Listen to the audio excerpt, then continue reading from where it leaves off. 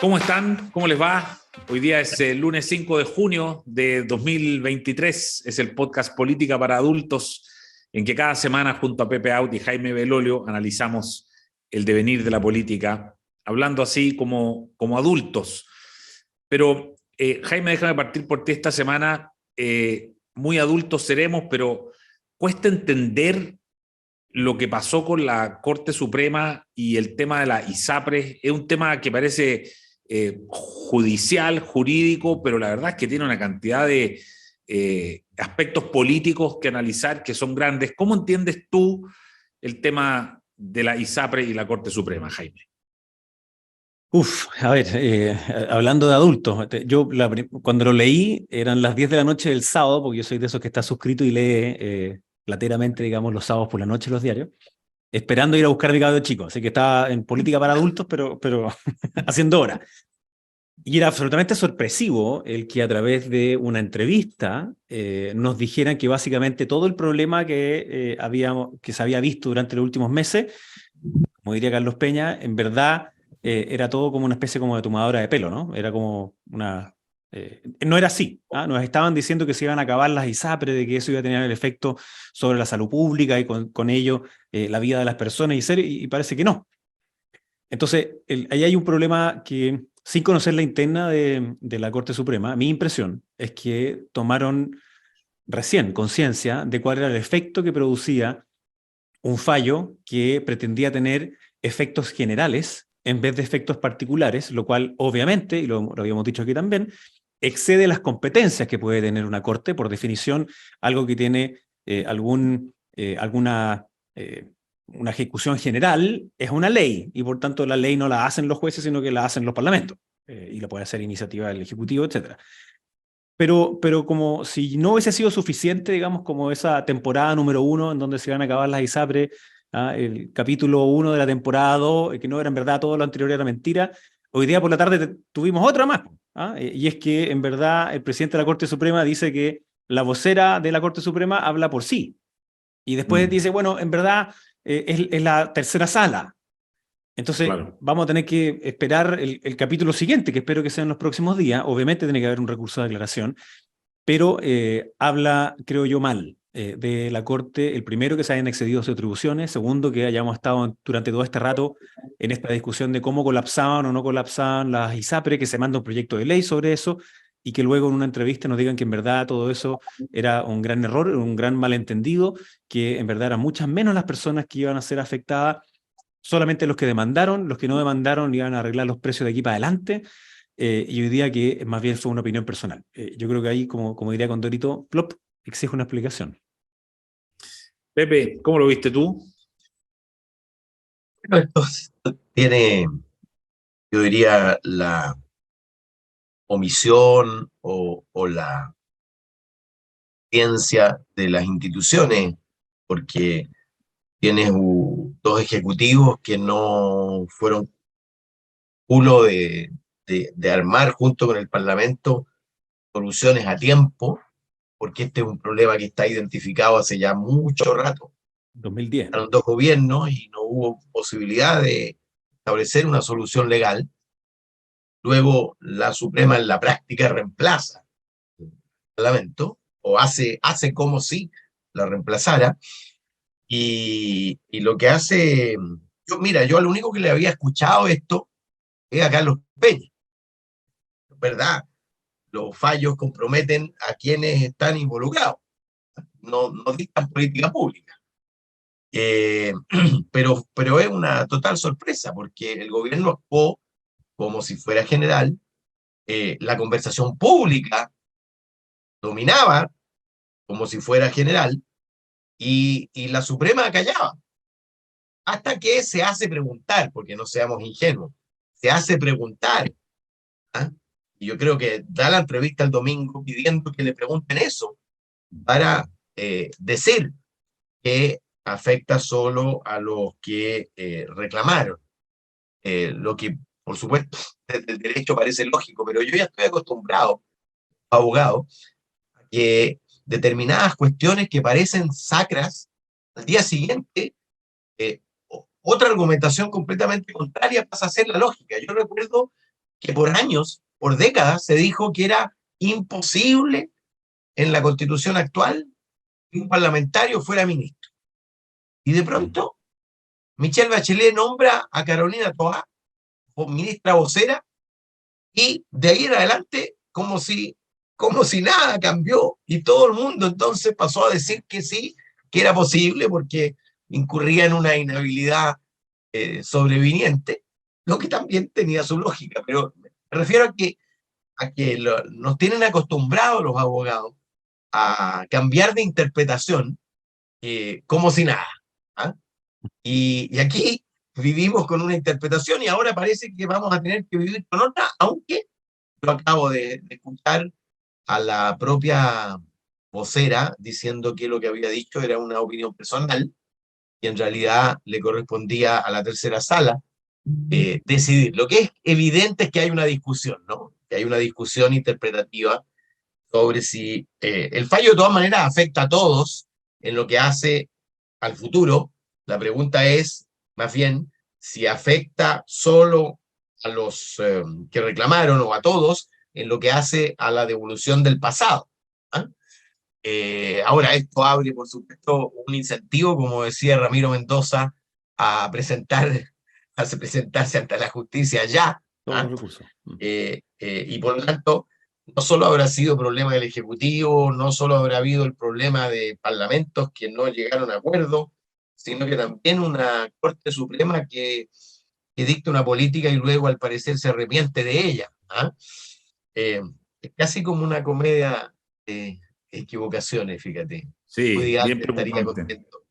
Oye, Oye, déjame agregar solo un sí, dato, Eduardo, perdona, que es que además esto, cuando en su momento el titular fue que cada afiliado iba a poder recibir alrededor de 1,5 millones de pesos.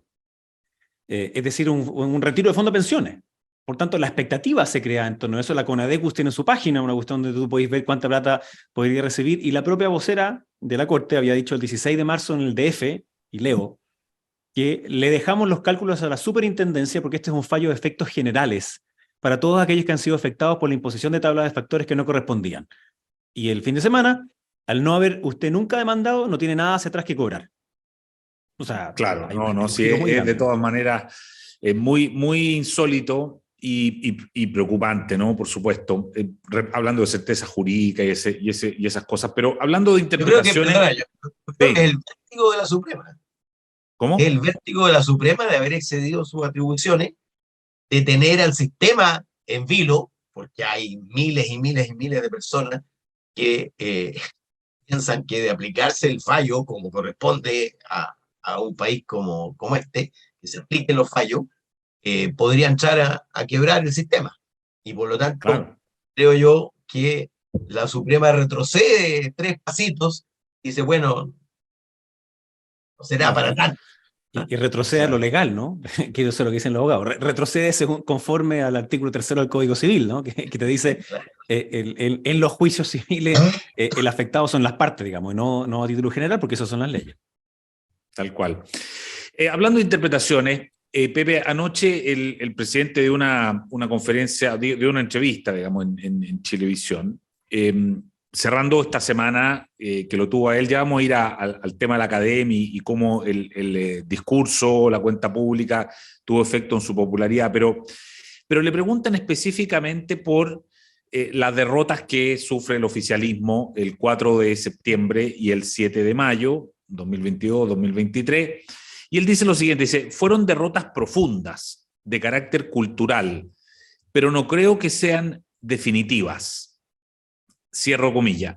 Pues es que ayer se publica este estudio de Panel Ciudadano, donde hablan de quiénes son estos 5 millones de votantes obligados, así lo llaman ellos en este estudio, que entran a la escena a votar y efectivamente dan vuelta el tablero político y lo dejan de otra manera y eso explicaría, ¿no?, los resultados de los del plebiscito, digamos, del 4 de septiembre y de la elección del 7 de mayo, que tenía cierto carácter plebiscitario también.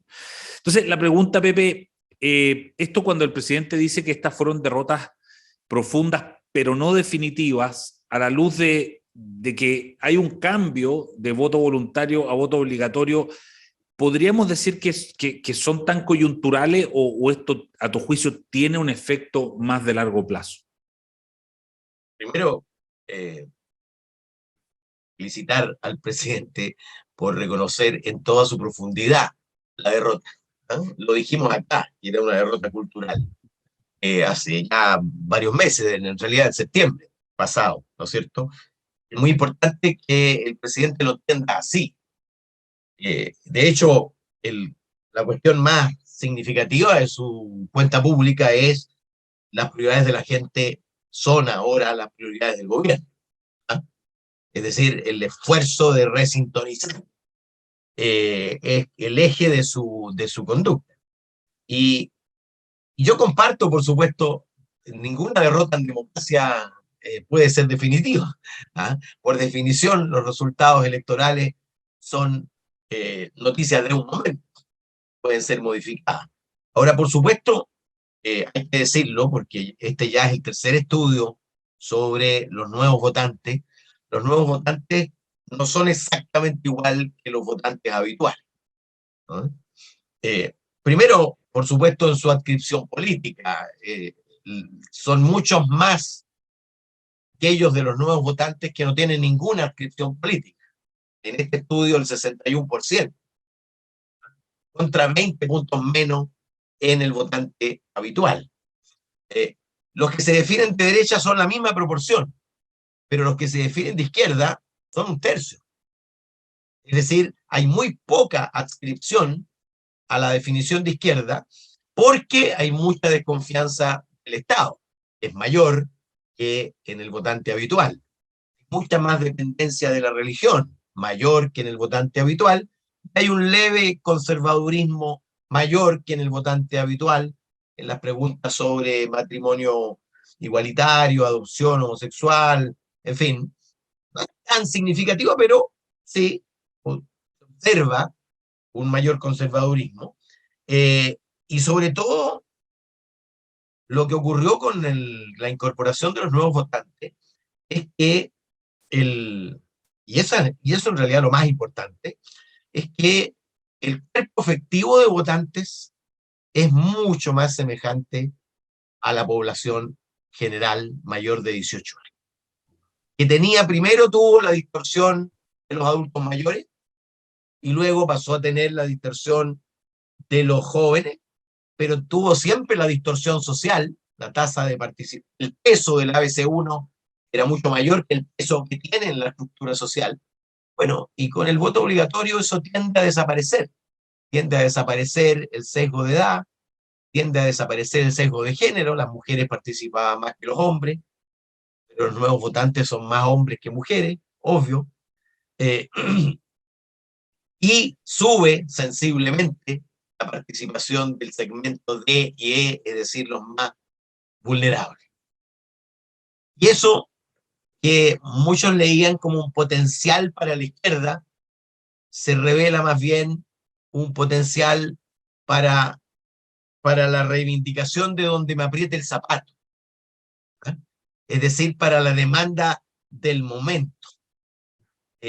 Lo que caracteriza a este electorado, creo yo, es su poca propensión a confiar en promesas ideológicas y su alta propensión a conectar a conectar con aquellos discursos o propuestas que sintonizan con su preocupación y urgencia cotidiana.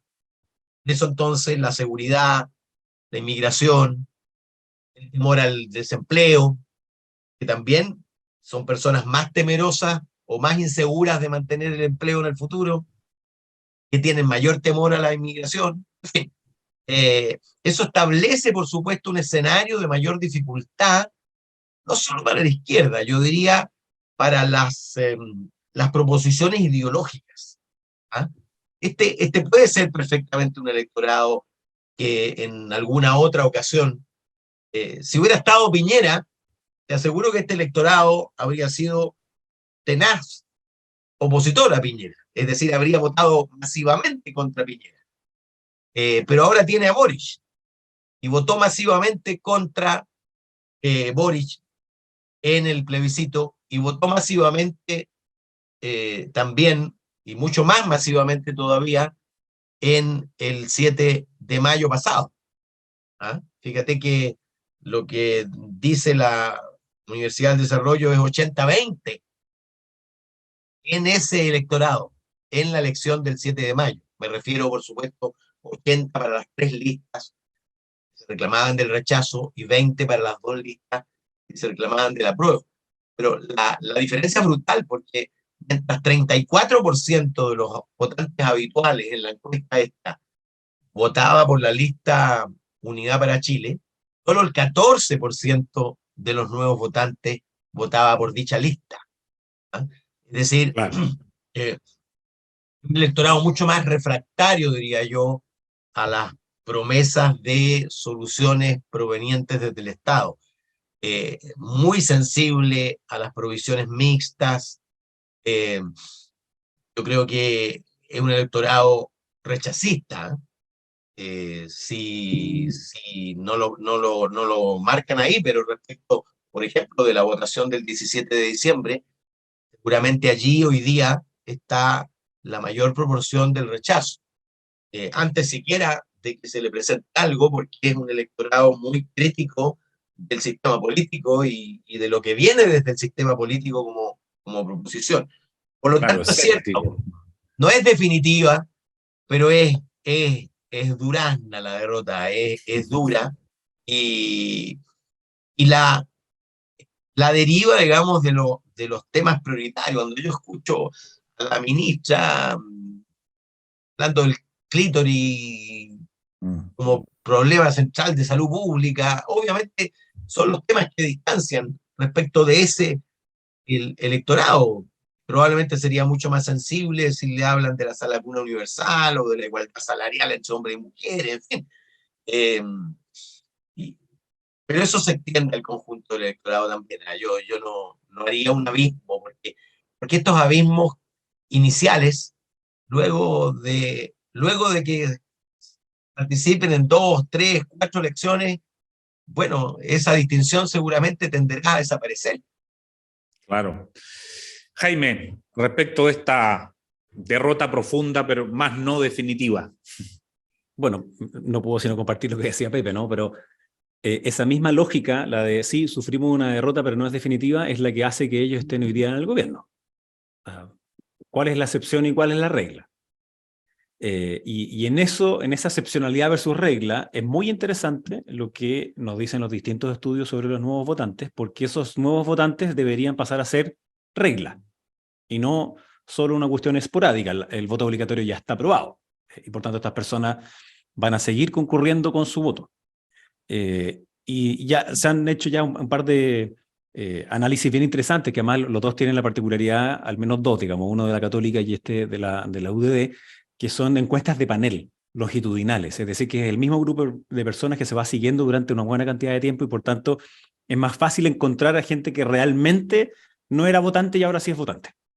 Y como decía Pepe, en ultra resumen, son más jóvenes, son más del nivel socioeconómico D y E, votaron mucho más rechazo, y de hecho ese es un dato súper importante. Si uno ve el votante tradicional en el apruebo rechazo del 4 de septiembre, si solo hubiesen votado los tradicionales, hubiera ganado el apruebo por 51-49. Eso es lo que decía esa encuesta. Pero Claro, sabemos si no cuál se fue el hubiera cambiado resultado. al voto obligatorio, habría Exacto. ganado el apruebo. Claro. Eso es lo que dice la encuesta, digamos, en ese panel. Luego votan más Y bueno, republicano y más Jaime, Chile es bueno Seguro. recordar la resistencia de tu partido y los otros partidos de Chile Vamos a hacer obligatoria la votación. De hecho, el primer plebiscito no pudo ser obligatorio porque la derecha se opuso a él. Eso es efectivo, y en esa una vez ya lo conversamos, o creo que fue en uno de los vivos que tuvimos, ¿no? Que la lógica de la derecha era, bueno, si votan más personas de forma voluntaria, van a votar aquellas personas que son más educadas, y más educadas van a votar por más derecha. Después nos vamos a meter en la academia, pero vamos a ver que ahora es exactamente lo contrario. Y por la izquierda decían, bueno, nosotros vamos a poder acarrear más, pero lo que resulta es que finalmente si es un voto obligatorio, es el votante medio, y ese votante medio obviamente es mucho menos politizado que el otro. Entonces son personas que quieren más seguridad y orden, son más conservadores, creen más en la libertad de elección, tienen más desconfianza en la administración estatal, quieren más restricciones hacia la migración y se sienten inseguros de su trabajo. Es decir, Lo mismo que hemos comentado acá de estos chilenos que tienen una mirada de futuro corta, bueno, está ahí expresado también exactamente en este grupo. Y un dato adicional, solamente para que pasemos al otro, yo estoy haciendo un estudio acá también cualitativo, no cuantitativo, es decir, no es una encuesta que pretenda ser representativa, en aquellas comunas en las cuales aumentó muchísimo la votación entre la segunda vuelta presidencial y ahora. Y en el primer campo que hicimos, que fue en San Bernardo, fue súper interesante, en donde nos tocaron 7 temas. Estos fueron 70 personas que nos hablan, nosotros pasamos ese audio por una transcripción por lenguaje natural y después se hacen estos tópicos. Así que no es que haya metido un humano acá, estos son solamente, esto lo hizo inteligencia artificial. En verdad no es artificial, es inteligencia hecha por un humano. Entonces, tema 1, seguridad. ¿Cómo se habla de seguridad? Delincuencia, tranquilidad, miedo, violencia, barrio. Esos son los tópicos, las palabras sobre el tópico de seguridad. Trabajo es sueldo, economía, inflación, deuda. Salud es pensión, ancianos, atención. Educación es calidad a niños. Gobierno es políticos, corrupción, justicia. Extranjeros, migrante o migración. Y cambiar, esperanza y estabilidad. Es decir, esos son los tópicos que están conversando personas que en general son más bien ajenas a la política, pero que les toca en la vida cotidiana. Entonces, de eso, la pregunta es, la izquierda de hoy, en esa retórica, en esa lógica identitaria, ¿a quiénes le está hablando? Le está hablando a esta mayoría que está diciendo que son más conservadores, quieren más seguridad, quieren más orden, se sienten más inseguros con respecto a su trabajo, ¿o no? Y yo creo que es claro que no. La retórica que permitió que el gobierno actual hoy día llegara con una amplia mayoría no es la misma que la ciudadanía le está diciendo que necesita una vez que comienza con voto obligatorio. Entonces, yo creo que tiene razón el presidente, nadie puede decir que aquí está clavada la rueda de la fortuna, que de aquí en adelante esto va a ser siempre igual, pero lo que sí creo es que hay una oportunidad, al menos para la centro-derecha y toda la derecha, de ver cuál es lo que se quiere proponer y no solamente de lo que se quería defender. Claro. Pepe, el otro tema, por cierto, es la encuesta CADEM. Hablemos del discurso del presidente a partir de la encuesta CADEM, donde se pega un salto de 10 puntos. Ahora, yo estaba revisando la encuesta y se pegó ese mismo salto para el discurso del año pasado, del año 2022. O sea, en junio del 2022 también crece mucho, pero le duró un mes más o menos. Y de ahí volvió al 30.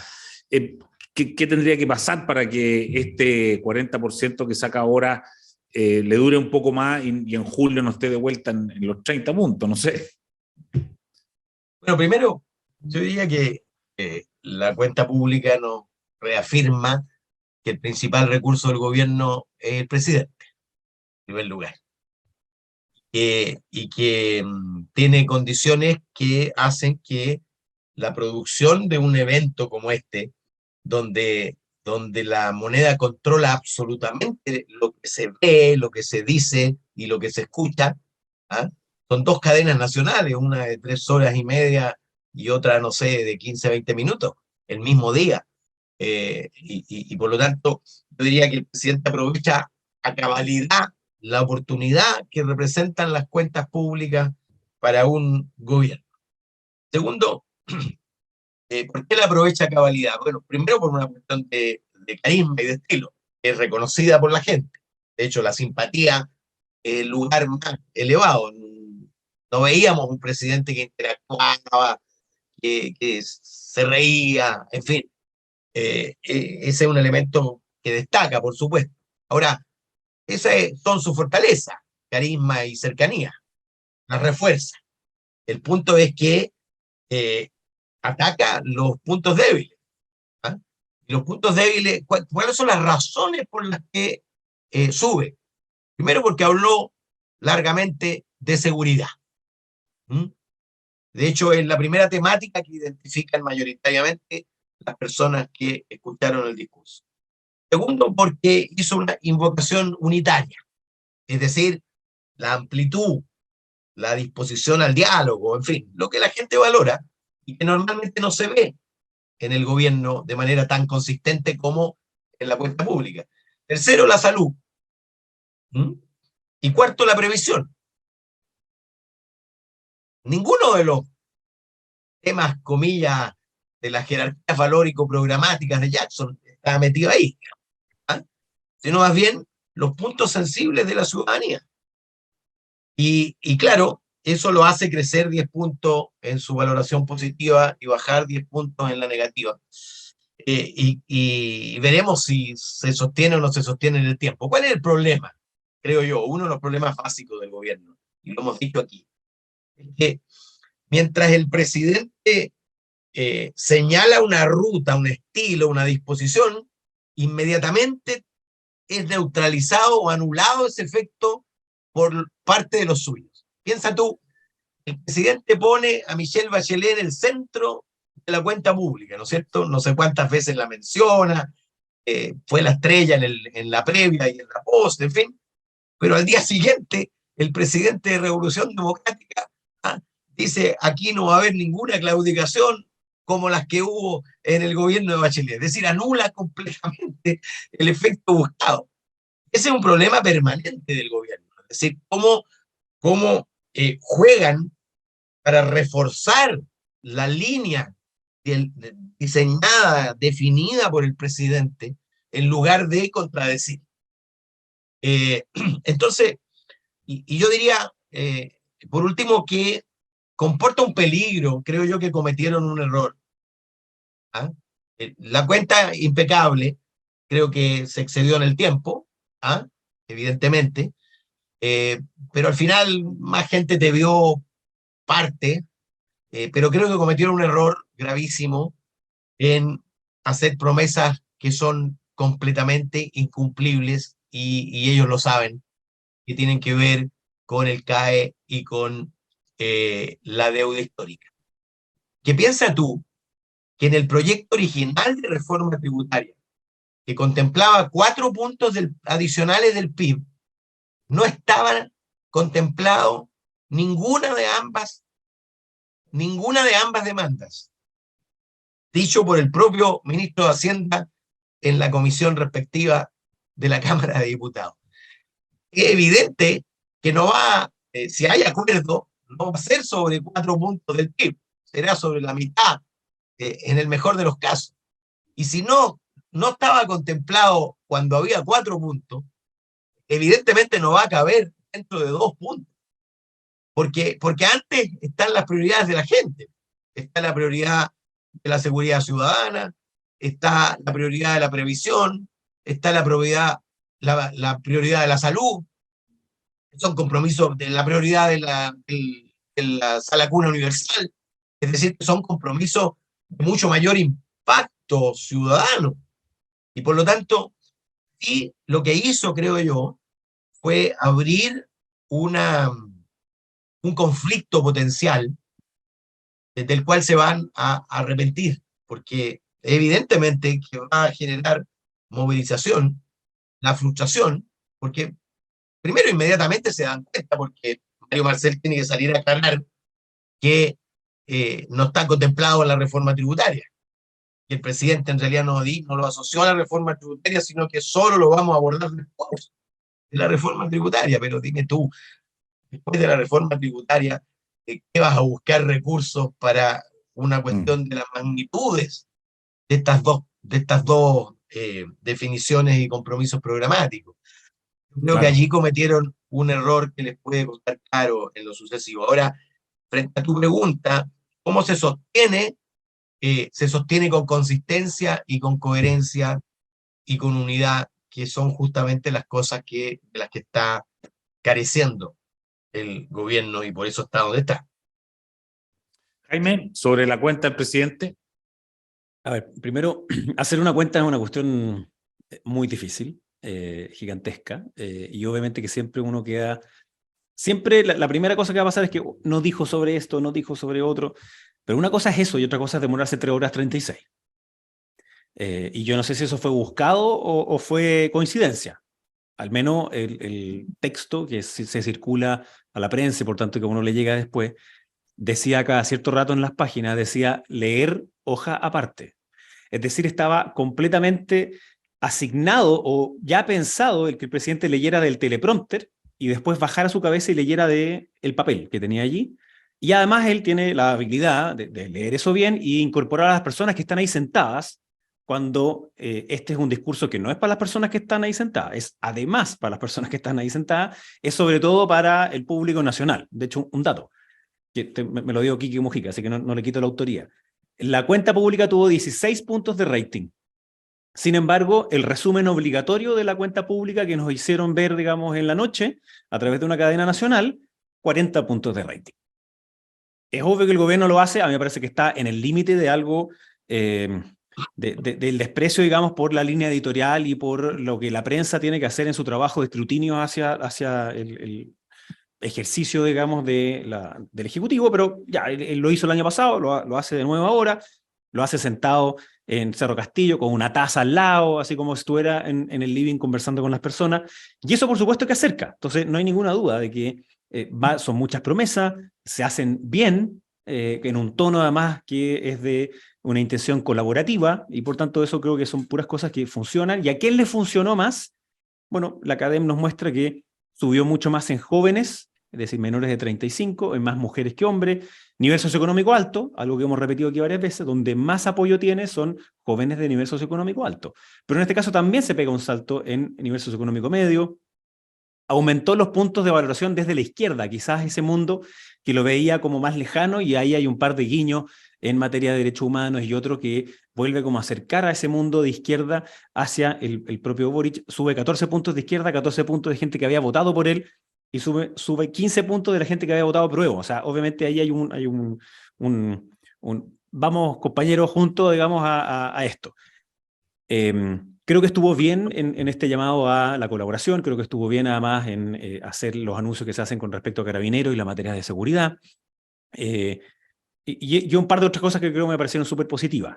Creo que me parece mal, bien malo, así como si dijera lo bueno, lo malo y lo feo, digamos, lo malo, el hecho de que se presenta al inicio, sobre todo del discurso, un país que es recibido por parte de ellos con muchísimos problemas y que ellos tienen que hacerse cargo de los mismos, pero sin ningún atisbo de decir cuál es la responsabilidad, de hecho, principal de ellos mismos en crear esos mismos problemas.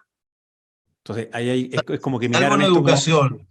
Salvo una educación que él reconoció que hace esa autocrítica en las demás, es como que hubiera sencillamente externo. Y de hecho tenía como un tono a veces un poquito religioso esto, que tiene todos los componentes, porque por de pronto el diputado Winter a la salida dice que hay pocos presidentes en el mundo y en la historia que tienen la capacidad de tener un liderazgo moral y espiritual. Entonces, claro, que haya prometido 7 cosas que estén acogidas a la reforma tributaria, bueno, es la multiplicación de los panes, ¿no? Entonces, yo creo que si un texto de 3 horas 36 es un libro de autoayuda para algunos, evidentemente no estaba cumpliendo el objetivo que quería.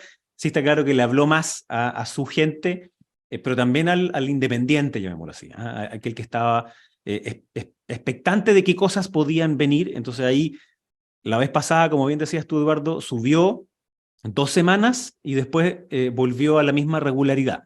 Vamos a ver si son capaces de aprovechar esta oportunidad. Lo que decía Beppe tiene toda la razón.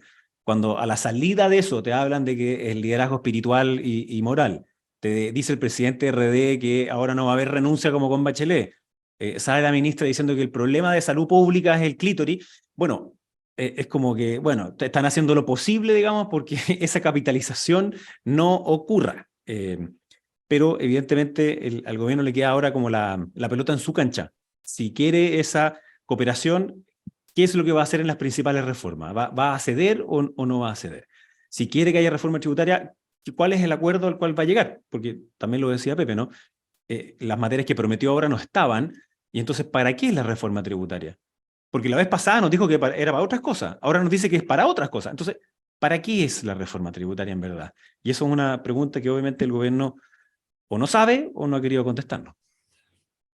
Oye, clarísimo. Estamos un poquito pasados en el tiempo habitual, pero teníamos temas grandes que analizar, así es que, como siempre, se les agradece mucho. Pepe Out, Jaime Belolio, hasta el próximo lunes. Que tengan una buena semana.